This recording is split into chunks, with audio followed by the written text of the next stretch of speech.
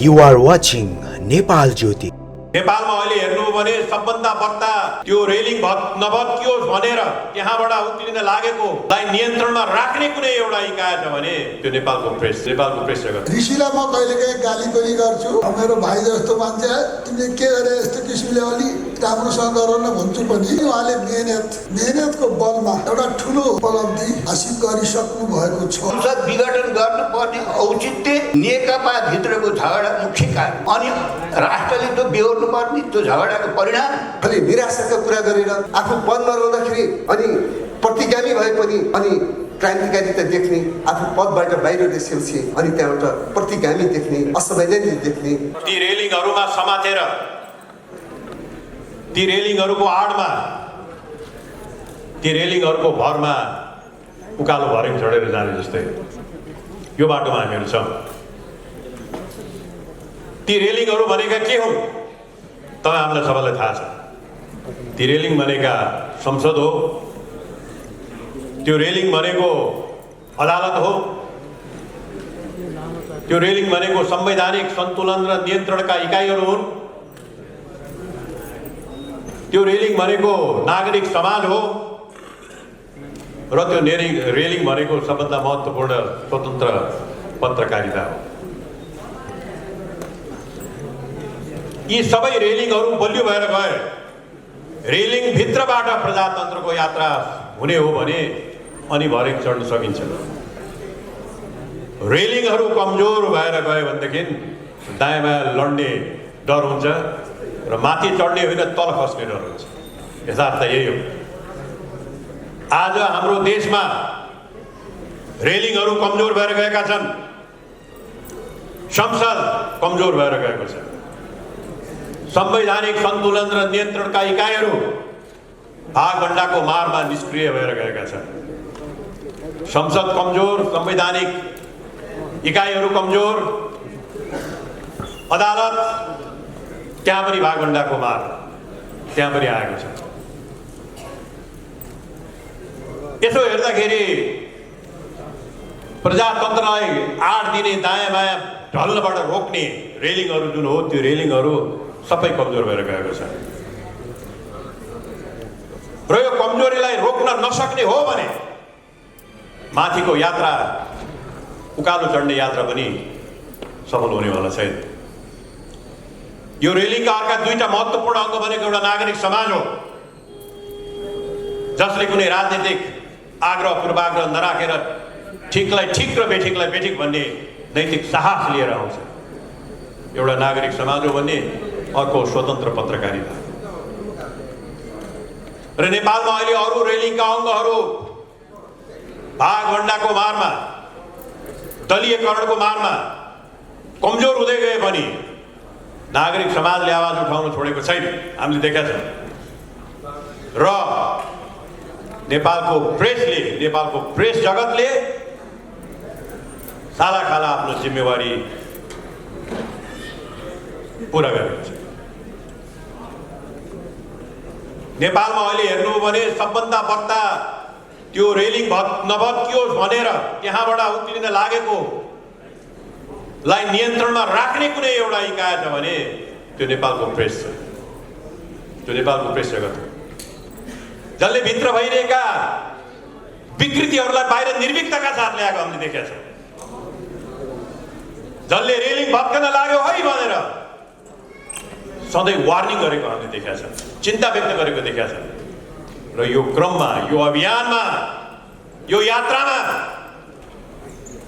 एउटा महत्त्वपूर्ण भूमिका खेल्ने मैले देखेको रिपोर्टर्स क्लब नेपाल हो। त्यसैले मैले उहाँहरूलाई भन्छु, उहाँहरूले ठुलो योगदान गर्नुभएको छ। हाम्रा रिपोर्टर्स क्लब नेपालका युवा त के भनौँ, अलि 40-45 पुग्नु होला, तर हामी कहाँ त अब 70 त युवा हुन्छन् के भयो। हाम्रा आँटिला, जोसिला, भरिला हाम्रा ऋषि धमलाजीले मैले के देखेको छु भने उहाँको यो आजको दिनमा मैले भन्नुपर्छ कि उहाँले आफ्नो फोरममा भागभण्डा गरेको छैन। मैले धमलालाई भागभण्डामा परेको देखेको छैन। आफ्नो फोरममा जुनसुकै दलको होस्, जुनसुकै पार्टीको होस्, जुनसुकै विचारको होस्, जुनसुकै दृष्टिकोणको होस्, त्यसलाई ठाउँ दिएर विभिन्न धारणाहरूलाई बाहिर ल्याउनको लागि उहाँले जुन भूमिका खेल्नु भएको छ, रिपोर्टर्स क्लबले जुन भूमिका खेलेको छ त्यो प्रशंसनीय छ। र मलाई आशा छ भविष्यमा कुनै पनि किसिमबाट उहाँ कसैको भागभण्डामा पर्नु हुने छैन, अहिलेसम्म पर्नु भएको पनि छैन। र नेपाली जनताको आवाज र यो प्रजातन्त्रको यात्रामा दायाँ बायाँ रेलिङलाई बलियो बनाउने काम, खुट्टा लडखडाएर माथि चढ्न नसक्नेहरूलाई अलिकति बल दिने काम, यो यात्रामा तिमीहरू पछि पर्न हुँदैन।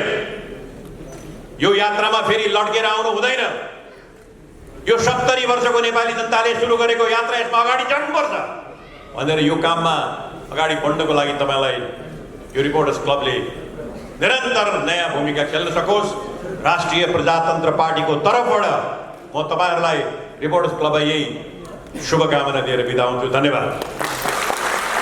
एकहोरो लागेको लागै, पुरै समर्पित भएको भए, इमान्दार प्रयत्न गरेको गरे, गर्दै आजसम्म आइपुग्दा रिपोर्टर्स क्लबले र ऋषि धमलाले एउटा विशिष्ट स्थान नेपालको लोकतान्त्रिक इतिहासमा, प्रजातान्त्रिक आन्दोलनमा कायम गर्नुभएको छ। यसको लागि म बधाई दिन चाहन्छु रिपोर्टर्स क्लबलाई। र ऋषिलाई म कहिलेकाहीँ गाली पनि गर्छु, मेरो भाइ जस्तो मान्छे, तिमीले के गरे यस्तो किसिमले अलि राम्रोसँग गर न भन्छु पनि। तर पनि उहाँले मेहनतको बलमा एउटा ठुलो उपलब्धि हासिल गरिसक्नु भएको छ। नेपालमा हामी संसारमै भन्छौँ मिडियालाई, प्रेस जगतलाई राज्यको चौथो अङ्ग भनेर। आज नेपालका चारै अङ्गहरू के गरिरहेका छन् यसको पनि समीक्षा गर्ने दिन आएको छ। नेपालको कार्यकारिणी, नेपालको विधायिका, नेपालको न्यायपालिका र नेपालको प्रेस जगत आज वास्तवमा कार्यकारिणीमा सत्ताको उन्माद चढेको छ। सत्ताको उन्माद पर्भर्टेड, अझ विकृत हुँदै जाँदा यो बन्दुकको उन्मादमा पुग्दो रहेछ। त्यो अहिले भर्खरै हाम्रो छिमेकको बर्मामा देखिरहेको छ। कत्रो बर्बर हत्या भइरहेको छ त्यहाँ। अहिले पनि हाम्रो सरकार बोल्न सक्दैन। यो दुनियाँमा यत्रो मानवतामाथि हमला हुँदा पनि बोल्न नसक्नेहरूको एउटा भिषस सर्कल तयार भएछ। केही त्यस्ता शासकहरूको एउटा गठबन्धन भएछ दुनियाँमा, जसले गर्दा मानवताको यत्रो ठुलो चाहिँ फजिती हुँदा पनि यो तै चुप मै चुप यस्तो भइरहेको बेलामा रिपोर्टर्स क्लबले नेपालभित्र पनि पटक पटक अनेक अत्याचार, दमन, थिचोमिचो सत्ताको हुँदाखेरिमा यसले जनताको आवाजलाई मुखरित गर्दै आएको छ। जनताको आवाजलाई मुखरित गरेकोमा पनि म रिपोर्टर्स क्लबलाई बधाई दिन्छु। र वास्तवमा रिपोर्टर्स क्लबले कमसेकम लोकतन्त्रको आन्दोलनलाई जीवित रहन ठुलो मद्दत गरेको छ। अब लोकतन्त्रको आन्दोलन वास्तवमा मेरो अगाडि यहाँ चाहिँ डाक्टर साहब छित्तिज्यू हुनुहुन्छ। अब म त जेलबाट छुटेर उहाँकै उपचार गर्न आइपुग्थेँ। अब अचेल डाक्टर साहब र म कता कता भयौँ। उहाँ डाक्टर साहब आफ्नैतिर, म आफ्नैतिर, सुन्दरमणिजी सुन्दर बगैँचातिर। त्यस कारण चाहिँ नि यो अवस्थामा मलाई एउटा चिन्ता अहिलेको मेरो मुख्य चिन्ता के लागिरहेको छ भने देशमा यो 70 वर्ष लगाएर लडेर ल्याएको यो लोकतान्त्रिक प्रणाली, यो बहुलवादमा आधारित संसदीय लोकतान्त्रिक प्रणाली, सङ्घीय लोकतान्त्रिक गणतन्त्र र यो समावेशी लोकतन्त्र आज एकपटक यो अदालतबाट, यो विघटनबाट यो बचेको छ, तर पनि यो फेरि पनि विकृतिबाट बच्न सकिरहेको छैन। फेरि विकृति देखा परिरहेको छ। संसदलाई वास्तै नगर्ने, जनआवाजलाई मतलबै नराख्ने, नैतिकताको ख्यालै छैन। यो यस्तो किसिमको नैतिक पतन यो राष्ट्रको जो गराइँदैछ, यसबाट कसरी जनअधिकारको रक्षा हुने हो? यसमा प्रेसकै फेरि पनि भूमिका छ।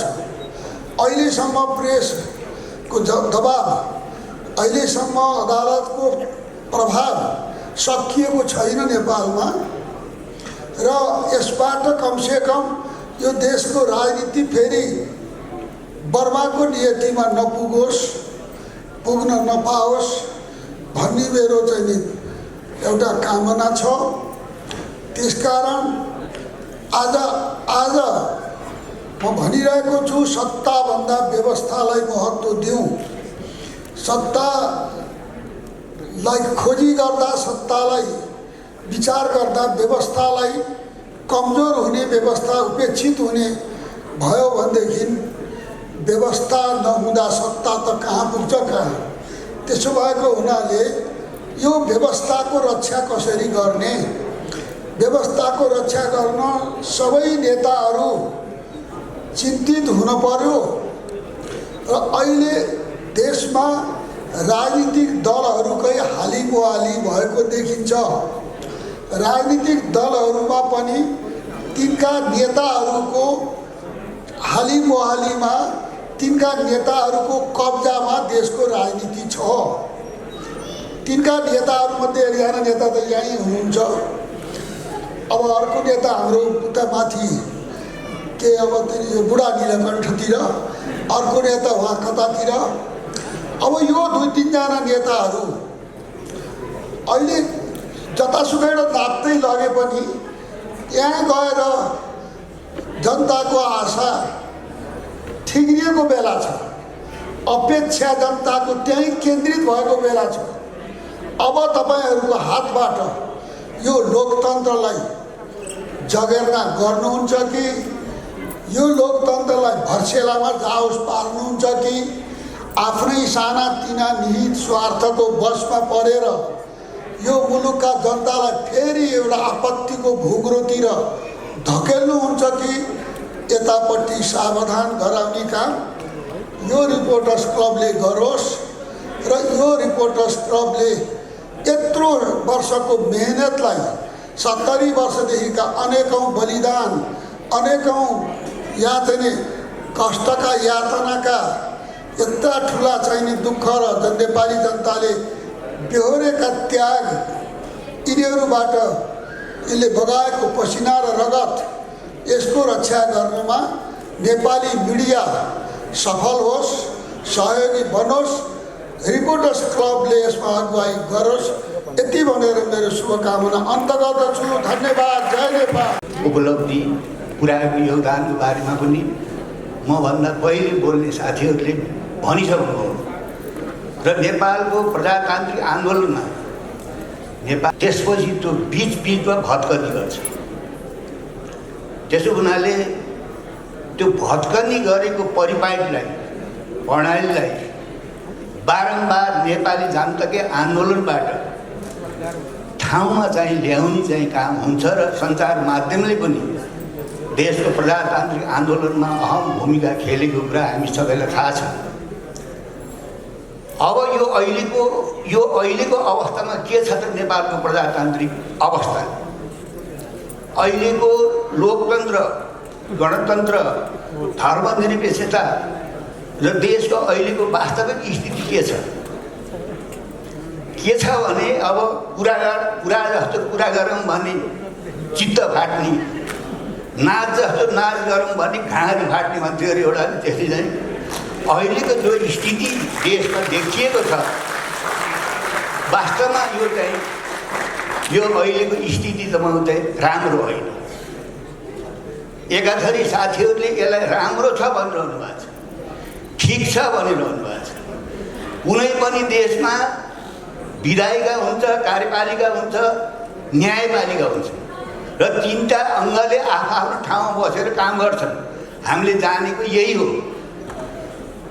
संसद विघटन गरेको कुरालाई राष्ट्रिय जनमोर्चाले सुरुदेखि नै चाहिँ असहमति राखेको छ, विरोध गरेको छ। हामीले चाहिँ नेकपा भित्रको तपाईँको चाहिँ नि जुन एउटा अन्तर्कलह छ, झगडा छ, त्यसको शिकार अहिले नेपाल राष्ट्र भइरहेको छ भन्ने हाम्रो चाहिँ ठोकुवा छ। एउटा पार्टीभित्र झगडा हुन्छ, त्यो पार्टीको शिकार चाहिँ सार्वभौम सत्ता संसद हुनुपर्ने। त्यो पार्टीको झगडाको कारणले तपाईँको चाहिँ नेपाली जनताले चाहिँ दुःख पाउनुपर्ने र बारम्बार अस्थिरता भोग्नुपर्ने। यी सबै तपाईँको चाहिँ नि गल्ती कमजोरीलाई हामीले सच्याएर 72 सालको संविधानमा अहिले आएको स्थिति आउन नदिने नै व्यवस्था गरेका थियौँ, तर त्यो भएन। संसद विघटन गर्नुपर्ने औचित्य नेकपा भित्रको झगडा मुख्य कारण, अनि राष्ट्रले त्यो बेहोर्नु पर्ने, त्यो झगडाको परिणाम जनताले बेहोर्नु पर्ने त्यो परिणाम। त्यस कारणले अहिले गल्ती भएको छ।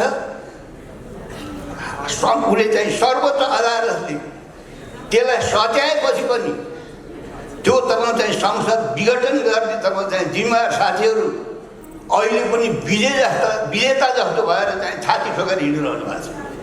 यो राम्रो सङ्केत होइन। कसैलाई यसबाट चाहिँ नराम्रो लाग्दा आफ्नै ठाउँमा रह्यो नराम्रो। वास्तवमा अहिले नेपालीहरूको समस्या नेकपाको तपाईँ चाहिँ 2/3 सरकार त्यसलाई बेलैमा चाहिँ विघटन गरेर नेपालको अहिलेको आवश्यकता चाहिँ चुनावमा जाने हो। अहिलेको चाहिँ आवश्यक संसद विघटन गरेपछि र संसद पुनर्स्थापना सर्वोच्चले गरिसकेपछि फेरि पनि तपाईँ चाहिँ संसद विघटन गर्ने नै ठाउँमा जाने हो। त्यही हो अहिले नेपाल राष्ट्रको माग, नेपाली जनताको माग त्यही हो। यो बिल्कुल हो, यो असंवैधानिक गतिविधि हो, यो अप्रजातान्त्रिक गतिविधि हो, गलत गतिविधि हो। त्यस कारणले राष्ट्रिय जनमोर्चाले नेकपालाई पुस 5 गतेसम्म समर्थन दिएको थियो नेकपालाई। जब साथीहरूले पार्टीभित्रको अन्तर्कलह समस्यालाई समाधान गर्न नसकेर संसद विघटन गर्नुभयो। यसबाट अहिले संसद विघटन गरेको पनि 1 महिनामा बढी भयो। संसद तपाईँ चाहिँ चलेकै छैन। सरकारले तपाईँलाई बिजनेस दिनै मानेको छैन। किन चाहिरहेको छैन भने आफूले भत्काएको संसद हो नि त। सर्वोच्चले पुनर्स्थापन गरेको थियो।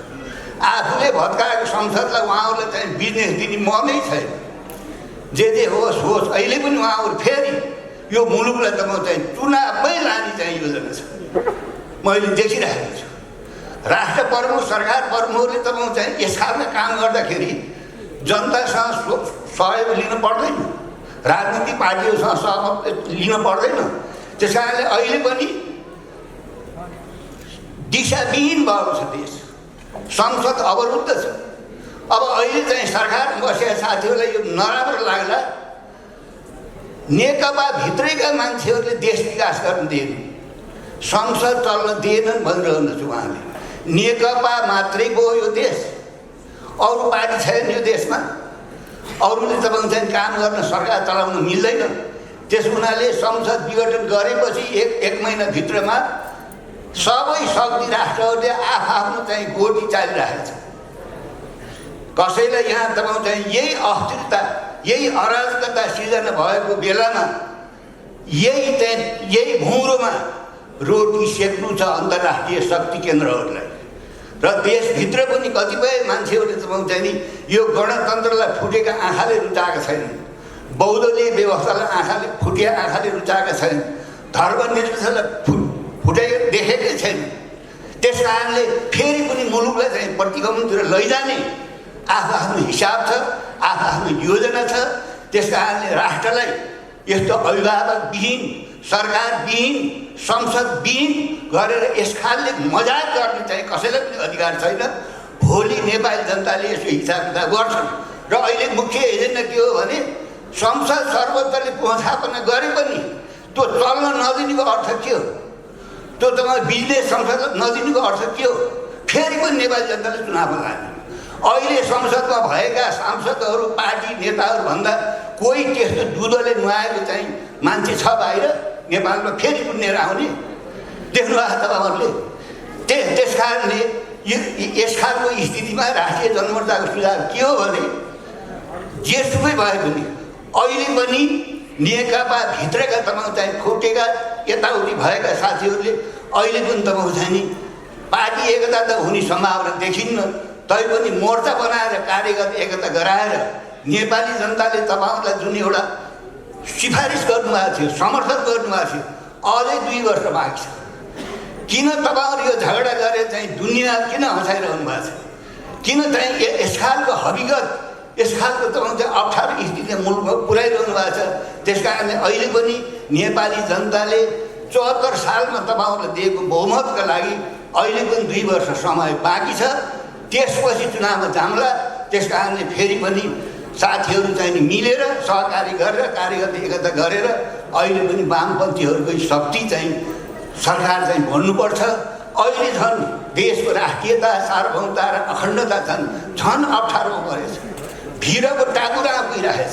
साँच्चै भन्ने हो भने यो देशको अस्तित्व समाप्त हुने हो कि भन्ने त गम्भीर चिन्ताको विषय छ। त्यस कारणले यो स्थितिमा मलाई चाहिँ चिट आइसकेको छ र यो देशको राष्ट्रियता, सार्वभौमता र अखण्डतालाई सौदाबाजी गरेर सत्तामा बस्ने होइन, यसको रक्षा गरेर, राष्ट्रको रक्षा गरेर, जनताको रक्षा गरेर हामीले राजनीति गर्नुपर्छ, देश चलाउनुपर्छ। आजको यो कार्यक्रममा रिपोर्टर्स क्लबले बोलाएर राष्ट्रिय जनमोर्चालाई पनि मौका दियो। अहिले यो 8 ठाउँको लडाइँ, पहिले सिंहदरबारभित्र हुन्थ्यो, अहिले यो 8 ठाउँको किनबेच, 8 ठाउँको खरिद बिक्री, यसलाई बन्द हुनुपर्छ। यति भन्दै यहाँहरूसँग बिदा हुन्छु। धन्यवाद।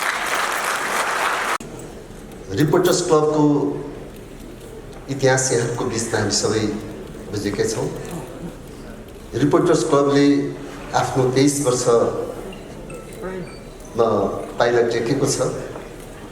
यो 23 वर्षको इतिहासमा रिपोर्टर्स क्लबले आफ्नो सञ्चार क्षेत्रमा र समाजको रूपान्तरको क्षेत्रमा जुन योगदान पुर्याएको छ त्यसप्रति म धन्यवाद व्यक्त गर्न चाहन्छु। र सञ्चार क्षेत्र आज जसरी मर्यादित हुनुपर्छ, जसरी जिम्मेवार हुनुपर्छ, सञ्चार क्षेत्र जुन ढङ्गको जवाबदेही हुनुपर्छ, सञ्चार क्षेत्रले आफ्नो जुन समाज रूपान्तरको निम्ति जुन योगदान पुर्याउनुपर्छ त्यसको निम्ति सञ्चार क्षेत्रले गरेको सामाजिक रूपान्तरमा होस्, राजनीतिक रूपान्तरमा होस्, मुलुकलाई जुन सूचनाको क्षेत्रमा, समाज रूपान्तरको क्षेत्रमा पुर्याउने जसरी सञ्चार क्षेत्रको भूमिका छ, हामी सबैले सञ्चार क्षेत्रलाई राष्ट्रको चौथो अङ्गको रूपमा लिन्छौँ र सम्मान गर्छौँ।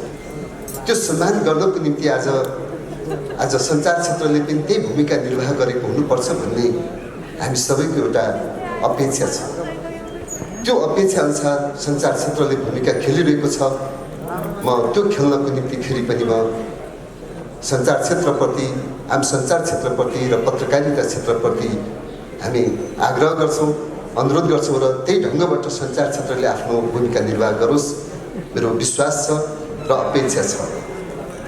यही दौरानमा ऋषिजी अहिले आफ्नो अतिथि व्यवस्थापनमा त लागिरहनु भएको होला, तर मैले सञ्चार क्षेत्रमा लाग्ने एउटा ऋषि धमलाजी पनि एउटा पात्र हो, जो पात्र सम्मान पनि र अपमान पनि दुइटै सहेर आफूलाई क्रियाशील ढङ्गबाट लागिरहने, निरन्तर क्रियाशील भएर लागिरहने एकजना पात्र मैले देखेको छु।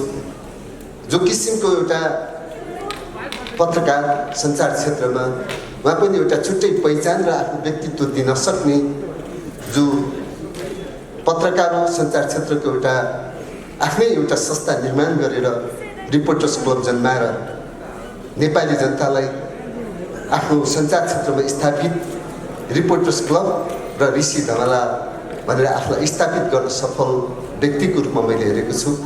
त्यसैले पनि म रिपोर्टर्स क्लब र ऋषि धमलाजीको यो 23औं वार्षिकोत्सव कार्यक्रममा उहाँको यात्रा निरन्तर अगाडि बढिरहोस्, उहाँको सफलता मिलिरहोस् र उहाँले दिनुभएको सञ्चार क्षेत्रको सेवा र परिवर्तनको निम्ति उहाँले पुर्याउनु भएको योगदान र स्वीकार्य होस् र त्यो कुरोप्रति म शुभकामना व्यक्त गर्न चाहन्छु र ऋषि धमलाजीलाई धेरै धेरै शुभकामना छ भनेर म शुभकामना व्यक्त गर्न चाहन्छु।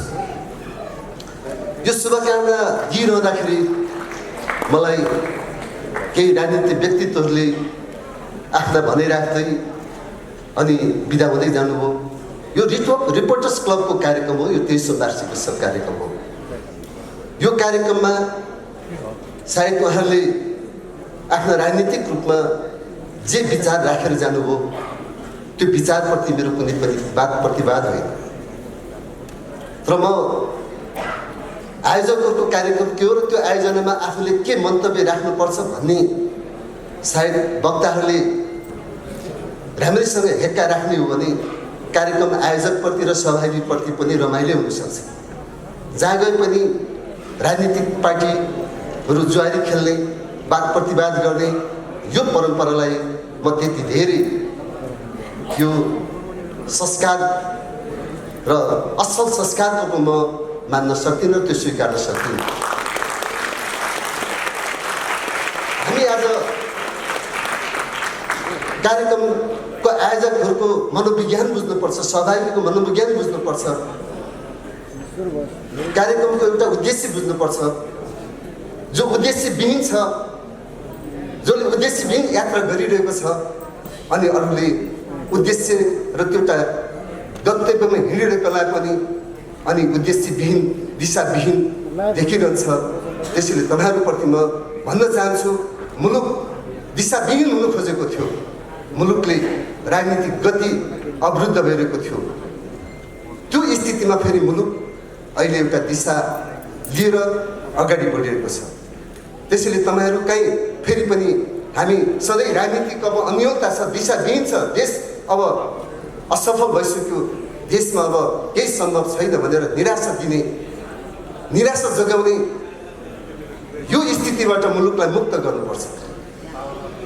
खालि निराशाका कुरा गरेर आफू पदमा रहँदाखेरि अनि प्रतिगामी भए पनि अनि क्रान्तिकारिता देख्ने, आफू पदबाट बाहिर निस्किए अनि त्यहाँबाट प्रतिगामी देख्ने, असंवैधानिक देख्ने यो दृष्टिकोण नेपाली जनताले प्रष्ट बुझेको छ। त्यसैले म त भन्छु, म अत्यन्त उच्च नैतिकताको साथ तपाईँहरूको बिचमा हुन चाहन्छु। अब पत्रकारिता क्षेत्र र राजनीतिक क्षेत्रले एउटा जनताको मनोविज्ञान बुझेर आफ्नो राजनीतिक दृष्टिकोण राख्नु पर्यो।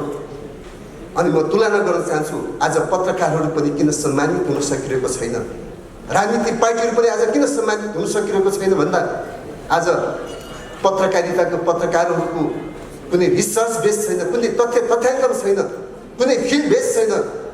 जनताको मनोविज्ञान के हो त्यसको आधारमा नभइकन आफ्नो पत्रकारिता र आफ्नो अंश सञ्चारकर्मीको एउटा अभिव्यक्ति दिँदाखेरि सञ्चार क्षेत्रमा विश्वसनीयताको केही सङ्कट आउन खोजिरहेको छ, यसप्रति हामी सचेत हुनुपर्छ। त्यस्तै आज राजनीतिक क्षेत्रमा पनि जनताको मनोविज्ञान के छ, जनताले के चाहिरहेको छ अनि नेताहरू भन्न चाहन्छ, पुरानै एउटा रेटान दिइरहेको छ, जनताको भावना अनुसार, जनताको राष्ट्रको भावना अनुसार भन्छन्, तर राष्ट्र र जनताको हितमा उहाँले गरेको, उहाँले चालेको कदम नेपाली जनताले राम्रोसँग बुझेको छ। जनताको भावना बुझौँ, जनताको मर्म बुझौँ, जनताको त्यो हिमालको फेदमा रहेको, तराईको फाँटमा रहेको र त्यो कर्णालीका दूरदराजमा रहेको जनताको भावना अनुसार राजनीतिलाई आफूले अँगालौँ, त्यो दिशाबाट अगाडि बढौँ अनि त्यो जनताको आदरित होस्, जनताको भावनामा चोट पुग्ने कुरो नगरौँ। आज नेताहरू मञ्चमा रहेर कुनै पनि जसुकैको फोरममा गएर अनि आफूलाई चाहिँ आफ्नो हैसियत कहाँ हो अनि नबुझिकन आफ्नो ढङ्गबाट अभिव्यक्ति दिँदाखेरि अब जसरी पत्रकारहरू तथ्यमा आधारित सूचना छैन, सञ्चार छैन भने यो पत्रिकालाई, सञ्चार क्षेत्रलाई जसरी मान्छेले विश्वास गर्न छोड्छ, त्यस्तै राजनीतिक पार्टीहरूले पनि जब जनतामा आधारित छैन बिस्तारै जनताले विश्वास गर्न छोड्छ। त्यसप्रति सचेत भएर आफ्नो अभिव्यक्तिहरू राख्नु, म यो कुरो तपाईँहरूको बिचमा राख्न चाहन्छु। त्यसैले हामी जनताको बिचमा परीक्षामा उत्रने कुरो, जनताको बिचमा जाने कुरो कहिले पनि प्रतिगामी हुन सक्दैन, कहिले पनि असंवैधानिक हुन सक्दैन।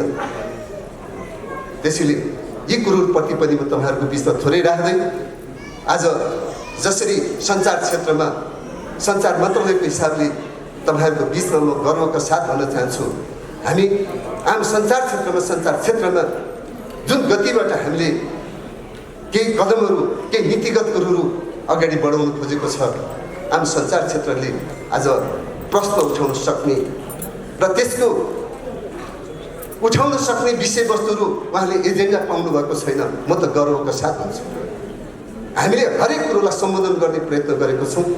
अहिले मिडिया एलायन्सका अध्यक्षज्यू भास्करजीले केही उहाँले विज्ञापन बोर्डको कुरो पनि उठाउनु भयो, म तपाईँहरूको बिचमा राख्न चाहन्छु। यो सुरुवातको ऐनहरू, सुरुवातको अभ्यासहरू, केही हाम्रा गतिहरू त्यसरी जान सक्छ। विज्ञापन बोर्डले आफ्नो गति लिन्छ, म उहाँलाई विश्वास दिलाउन चाहन्छु। केही दिनभित्रै विज्ञापन बोर्डको अध्यक्षको नियुक्ति हुँदैछ। यो प्रक्रियामा केही अलिकति गडबड पनि भइरहेको थियो, समय लिएको थियो। त्यसले कुनै पनि कुरो सुरुवातमै सबै अपेक्षा पुरा हुन सक्दैन, सबै ऐन प्रभावकारी कार्यान्वयन हुन सक्दैन। म त्यो कुरो पनि म मिडिया एलायन्सका अध्यक्ष भास्करजीलाई विश्वास दिलाउन चाहन्छु।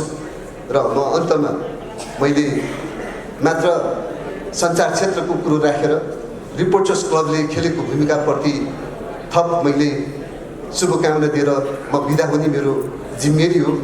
तैपनि मैले केही राजनीतिक नेताहरूले आफ्ना व्यक्ति केन्द्रित र कतिपय नेताहरूले पदमा सत्ताको कुरो छैन, म सत्ता होइन, यो नेपालको एउटा पदको निम्ति होइन, सत्ताको निम्ति होइन, त व्यवस्थाको निम्ति हो भनेर पनि अन्तिममा उहाँको यो मुलुकमा यो सत्ताको निम्ति उहाँले के निवेदन गरेर जानुभयो कि यो सत्ताको लागि नेताहरू तयार भइदिनुहोस् भनेर उहाँले गुहार्नु पनि हो।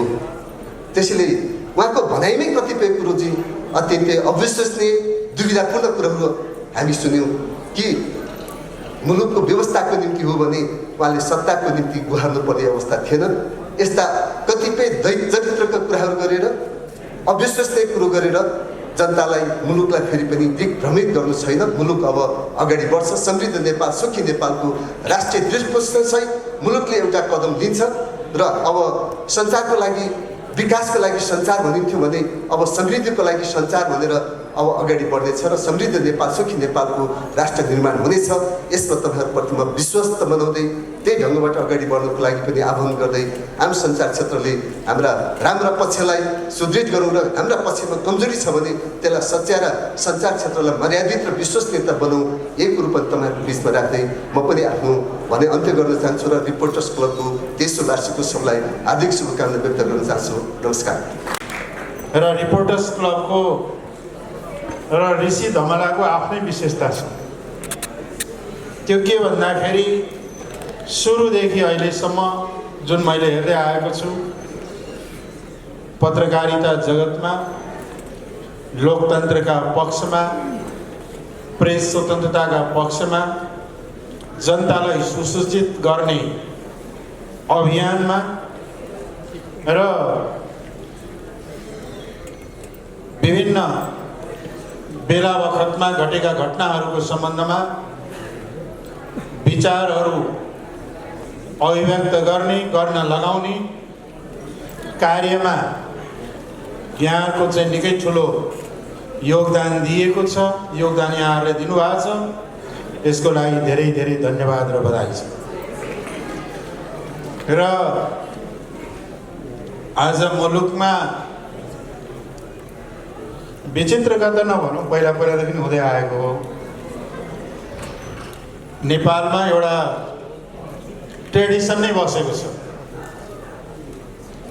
कि आन्दोलन हामी गर्छौँ, परिवर्तन पनि ल्याउँछौँ।